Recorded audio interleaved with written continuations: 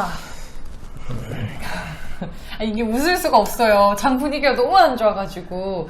오늘이 6월 23일이죠. 네, 6월 23일. 네, 네. 오늘 하루 괜찮으셨나요? 전혀 괜찮지가 않습니다. 거의 뭐 연속으로 지금 시장이 아수라장이 되고 있어요. 먼저 자기소개 빠뜨렸다. 우리가 너무 시장에 집중하느라. 그래도 오랜만에 인사드리니까 소개하고 시작할게요. 네, 유한타증권의 반포 PIBB 지점에 있는 한상혁 차장이라고 합니다. 반갑습니다. 네. 네, 제가 그 첫인사로 오늘 하루 괜찮으셨냐라고 물어봤잖아요. 어제는 그렇다 치고 오늘까지 와 코스닥이 4% 빠져버리니까 이거 왜 이렇게 많이 빠지는 거예요? 그러니까 이게 좀 터무니없는 시장이죠. 왜냐면 뭐 해외 글로벌 시장이 멀쩡한데 국내 시장만 뭐 아수라장이 되고 있으니까 정말 터무니없는 시장이 연출이 되고 있는데 지금 시장이 너무 수급적인 영향이 너무 크게 좀 작동을 하고 있어서요. 그 어떤 지표도 먹히지 않습니다. 그러니까 뭐 실적도 안 먹히고 모멘텀도 안 먹히고 성장성도 안 먹히고 거의 그냥 수급으로 과매도권에 들어간 지는 이미 오래되었습니다. 지금 오래되었고 이게 금리 상승에 따른 우려감 때문에 시장이 하락을 시작을 했는데 금리가 빠져도 못 올라요. 지금 금리가 빠져도 금리가 빠지면 뭐 어느 정도 기술적 반등을 좀 보여줘야 되는데 미국 시장은 기술적 반등이 간혹 나오지만 국내 시장은 이미 기술적 반등의 힘도 없어진 지 오래가 되었어요. 그래서 시장에서 많은 얘기들이 나오고 있어요. 지금 뭐 코로나 직전 수준, 코로나가 터지기 그 직전 수준이 지수가 거의 한 2270, 80 그 정도 레벨이에요. 그러니까 그 정도까지 오면 다 빠진 거 아니냐. 그러니까 기술적으로 좀 해석하시는 분들도 계시고 또는 PBR 뭐 0.8배다, 뭐 0.9배다, 그 정도가 바닥이다 이렇게 말씀하시는 분들도 계십니다. 또 이제 매크로 지표 보시는 분들은 어떤 식으로 또 말씀하시냐면 주식 하락이 연준에서 그 통화정책 긴축 때문에 시작이 됐기 때문에 연준에서 뭔가 태도 변화가 있어야 된다라고 보시면서 언제쯤 태도 변화가 나타날 수 있을까라고 했을 때 ISM 제조업 지표 이게 50 이하로 떨어지면 연준도 더 이상 굉장히 강력한 긴축적인 정책을 펼치기는 힘들다. 그러면 그 시점이 바닥을 찾지 않겠느냐 이렇게 해석하시는 분들도 계십니다. 근데 지금 ISM 제조업 지수가 한 56 정도 되거든요.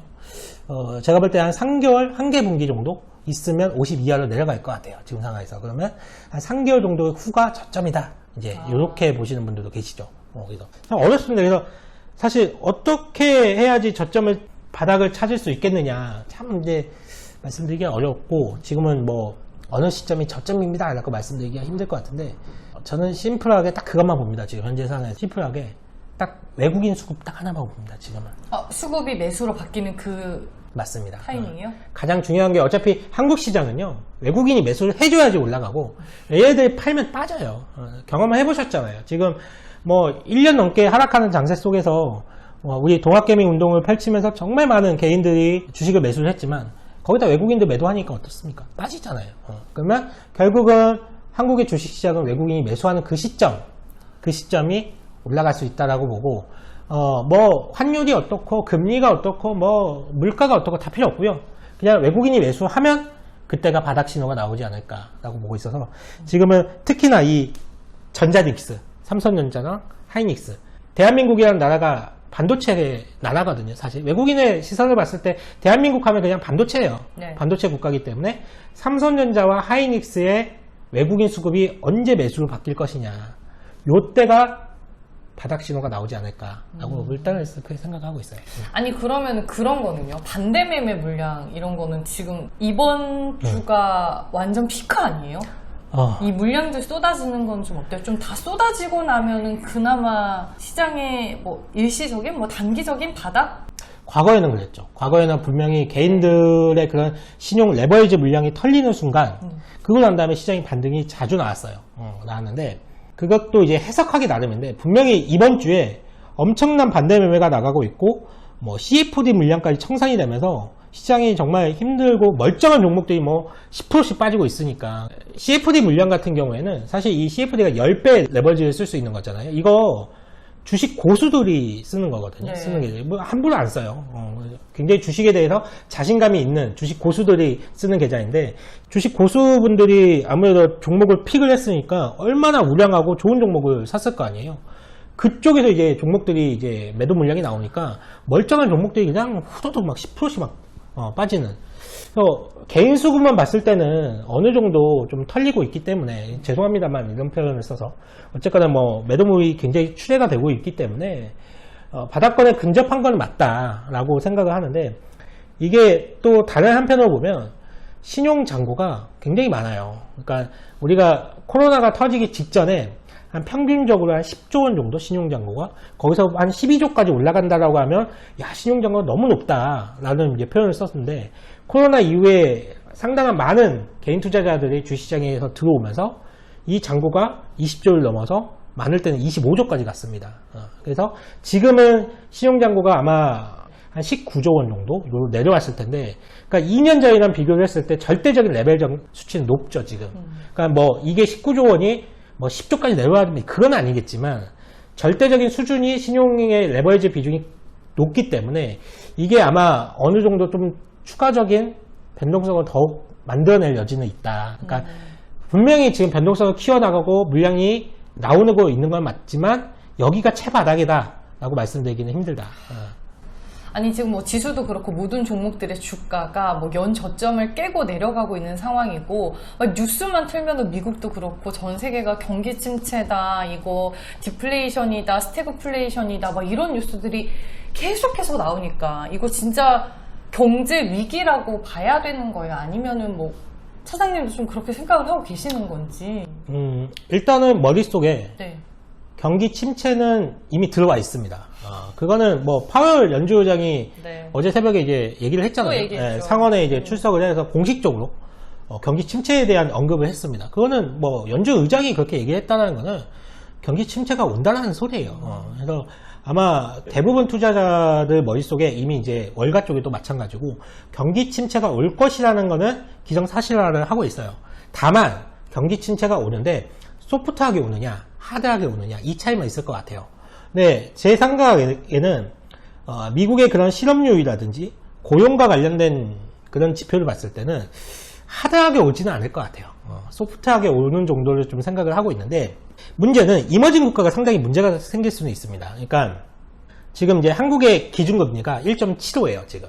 근데 미국이 6월에 기준금리를 75bp를 올리면서 걔는 이제 바운드를 주니까 1.5에서 1.75까지 됐단 말이에요. 그러면 한국과 미국의 금리 수준이 똑같아졌습니다. 근데 다음 달에 미국은 이미 최소 빅스텝 그리고 자이언트 스텝 이걸 예고한 상황이잖아요. 그렇기 때문에 75bp가 올라간다라고 기정사실을 한다라고 하면 우리나라는 75bp를 올리지가 못하거든요. 가계부채라든지 자영업자라든지 이런 부분들이 있기 때문에 아무리 많이 올려도 50bp가 한계입니다. 그러면 다음 달이면 당장 한미 간의 금리 역전이 생긴다는 거예요. 한미 간의 금리 역전이 생겼을 때 어떻게 될까요? 그러면 돈들은 이자를 더 많이 주는 미국으로 향할 수밖에 없습니다. 당연히 우리가 은행에서 예금을 할 때도 A라는 은행가 있고 B라는 은행이 있는데 B라는 은행에서 이자를 더 많이 주면 그쪽으로 다 예금이 가잖아요. 똑같아요. 미국이 금리가 높으면 아마 전 세계에 뿌려졌던 이머징 국가에서 달러가 미국으로 향할 수가 있습니다. 그 과정에서 외환보유고가 좀 적은 국가들, 이런 국가들에서는 문제가 발생할 수가 있죠. 우리가 너무 이거는 피부에 잘 알아요. 1998년도에 우리가 딱 외환 위기가 왔었잖아요. 이런 사태가 뭐 온다라는 게 아니라 그런 비슷한 취약한 국가들 사이에서는 그렇게 좀 안 좋은 상황이 좀 올 수가 있기 때문에 이런 상황까지도 감안을 해야 된다. 그래서 부채가 많은 국가들 사이에서 시그널과 안 좋은 신호가 좀 나올 수가 있어서 이런 것들은 계속적으로 우리가 체크를 해볼 필요가 있습니다. 아니 오늘 이제 뭐 많은 종목들이 다 떨어지긴 했지만 삼성전자가 유독 또 장중에 변동성이 컸던 걸로 알고 있어요. 근데 이제 삼성전자 들고 계신 분들께서는 진짜 한숨이 절로 나오는 장이고, 반면에 가격이 너무 많이 떨어졌기 때문에 지금 이 시점에 삼성전자 정도는 좀 담아야 되지 않냐, 우리가 죽죽을 해야 할 때라면 그거는 바로 삼성전자가 아니냐, 뭐 이렇게 생각하시는 그 두 부류로 좀 나뉘는 것 같아요. 어떠세요? 전자닉스 사고 싶으세요? 저는 삼성전자는 안 사고 싶고요. 정말 솔직하게 말씀드리면 하이닉스는 물려 있습니다. 네. 일단 반도체 쪽은 사실 네. 너무 많은 논란이 있죠. 네. 그러니까 가격적인 매력이 분명히 있는 섹터가 맞아요. 이거 쌉니다. 싼 거 맞아요. 싸는 게 맞는데 이렇게 한번 생각을 해볼게요. 예를 들어서 연간 100억을 버는 회사가 있어요. 100억을 버는 회사가 있는데 평소에는 멀티플을 한 20배를 적용을 받았던 기업이라고 생각을 해볼게요. 그러면 100억 버는 회사가 20배의 멀티플을 적용받으면 시총이 얼마죠? 그냥 단순 계산해서 2천억이 나오잖아요. 2천억 주가에 있을 텐데 중앙은행에서 유동성을 회수를 한다라고 하니까 멀티플이 이제 줄어들 거 아니에요? 이 20배를 받던 멀티플이 10배를 받습니다. 100억 버는 회사가 멀티플 10배를 받으니까 주가가 1000억까지 내려와요. 어때요? 연간 100억 정도를 버는데 멀티플도 10배까지 내려왔어. 가격이 굉장히 싸 보이잖아요. 네. 근데 이 다음이 문제입니다. 어떤 문제가 생기냐면 이 기업이 100억을 벌 줄 알았는데 뭐 경기 침체라든지 뭐 이런 요소들 때문에 50억밖에 못 버는 거예요. 그러면 지금 시가총액이 1000억인데 만약에 실적이 50억을 뚝 떨어졌다. 그럼 이 회사의 멀티플은 20배가 다시 되는 거예요. 그러면서 가격은 싸 보이지만 이 싼 가격이 주가로 봤을 때는 그렇게 매력적이지 않는 비싸지는 거네요. 예, 수준이 될 수가 있어요. 이게 딱 지금 반도체 업종에 지금 나타나고 있는 현상이거든요. 어제 마이크론 테크놀로지의 목표 주가가 56불로 내려왔습니다. 근데 지금 마이크론 테크놀로지의 주가가 56불이거든요. 근데 목표 주가가 56불이에요. 이거 팔라는 얘기입니까? 사라는 얘기입니까? 매도죠. 네. 사실상의 매도 리포트인 팔라는 거죠. 거거든요. 네. 이게 딱 반도체를 바라보는 외국인의 시선이에요.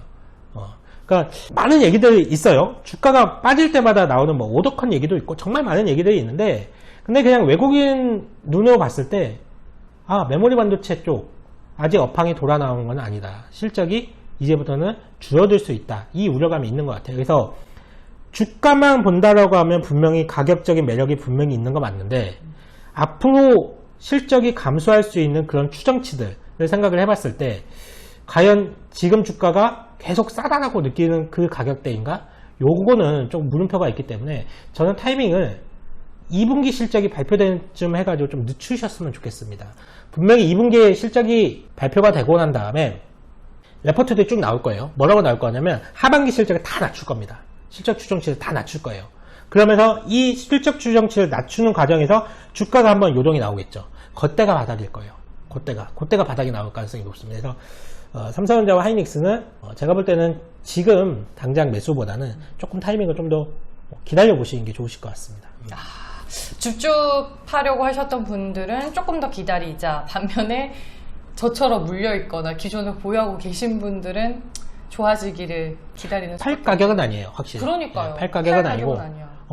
다만 이제 가지고 있는 분들 입장에서는 또는 새롭게 진입을 하려는 분들은 매수를 만약에 고려하시는 분들한테 하는 말씀이에요. 조금 타이밍을 조금 더 기다려보자. 알겠습니다.